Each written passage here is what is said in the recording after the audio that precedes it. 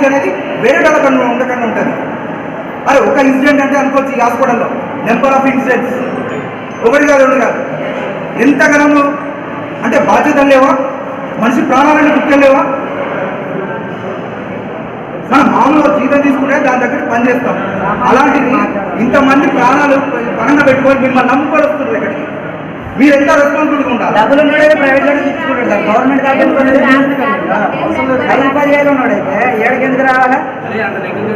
ఈ నిర్లక్ష్యానికి కారణమైన వాళ్ళందరూ కూడా ఈ రోజు సస్పెండ్ చేయాల్సిందే. మీరు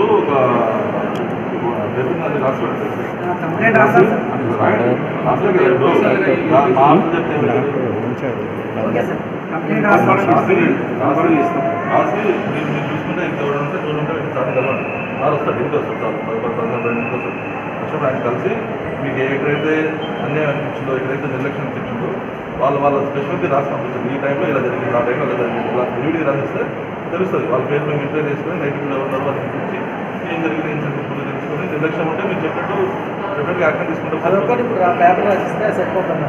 మరి ఇప్పుడు నా పరిస్థితి పేపర్ ఒక పేపర్దే ఉంది రాసిస్తాను, కానీ ఇప్పుడు కొడుకుని ఏం చేయాలి? కొడుకు చచ్చిపోతే ఒక పేపర్లో ఏదో యాక్షన్ అంటారు, కానీ కొడుకు చచ్చిపోయింది దానికి ఏం చేస్తారు? ఒక పేపర్ ఇలా చేసిందా వాళ్ళు సస్పెండ్ అవుతారా? కాదు. ఎందుకంటే నా కొడుకు నాకు ఎంత జరగలే.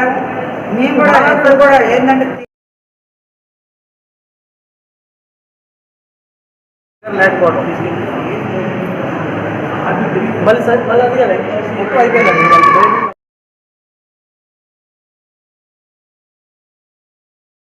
డ్యూటీ డాక్టర్ ఎవరు? డాక్టర్ ఎవరు లేరు, నర్సులే ఉన్నారు. ఆ నర్సు కూడా ముగ్గురు మూడు మచ్చలు. వాళ్ళ పేర్లు ఏమన్నా ఐడియా ఉందా నీకు? పేర్లు తెలియదు.